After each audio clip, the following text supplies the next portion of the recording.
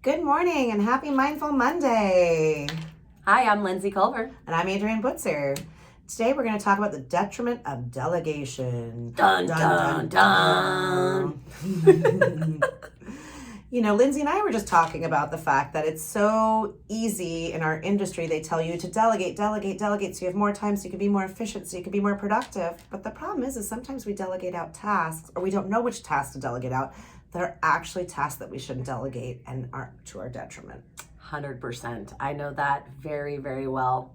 And especially in our world right now, client touch is huge. And delegating something that's belly to belly, we don't want to do, right? We don't want to delegate that at all. Our clients want us. Absolutely. They want to work with us. They want to see us. They want that relationship touch. So it's really difficult. I haven't been successful at it. I've seen people try and do it, but at the end of the day, they want us. They do, they are paying to do business with you. There's a reason they chose you or me or whoever it is out there. And so it's a hard handoff. And especially when you can't be everywhere and do everything. Right. And so it's, what do you delegate? What do you hand off? What are important? And like you said, if it's a belly to belly relationship event, then no, that is something that you have to make the time for. Now, if it is dropping off a pair of booties that no one's ever going to see your face in our industry, then, well, yeah, go ahead and delegate that out to a showing assistant or whatever you have on hand or someone else. But there's a lot of client interaction that people will delegate out, and that's a hard one, because you're opening yourself up to potentially lose your client to someone else because they like them better, or B, your client that doesn't feel that important. Absolutely. No one likes to have the second run person. I mean, I had that experience we've talked about in buying a house.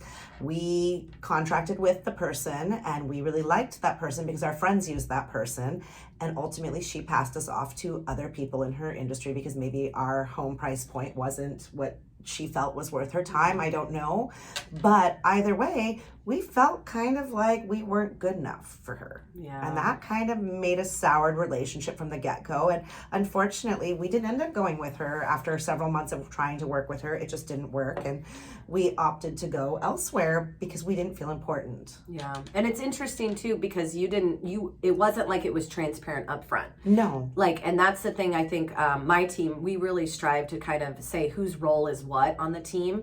And then that client is knowing the whole deal, right? They know, oh, my TC, Deanna, or Portia's going to be working as a buyer's agent, and we're both going to be working that client. So absolutely, that wasn't necessarily divulged to you. So absolutely. And I think communication is so key. And we've talked about this in other, I think, podcasts. But if you set the expectations and you're very clear and transparent, people don't get upset. Right. There is no question at the end.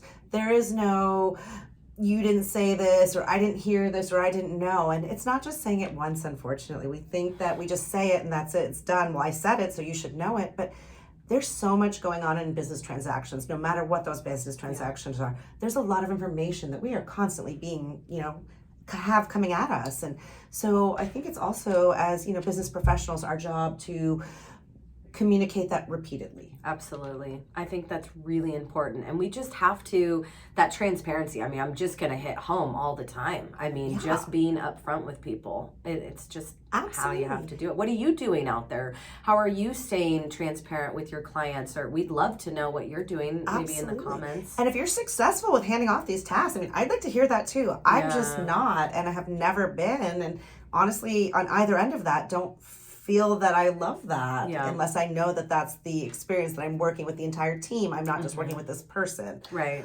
I mean, we do our pies, our annual pies, which is actually in a week and a half. I'm super excited. And it's about 90 pies we deliver, right? So, which is a lot, and it's all over Portland Metro. So we're down to Salem, we're up to Vancouver, we're going to Troutdale, we're all over. I have my aunt, my uncle, myself, my husband, and then Portia will deliver some.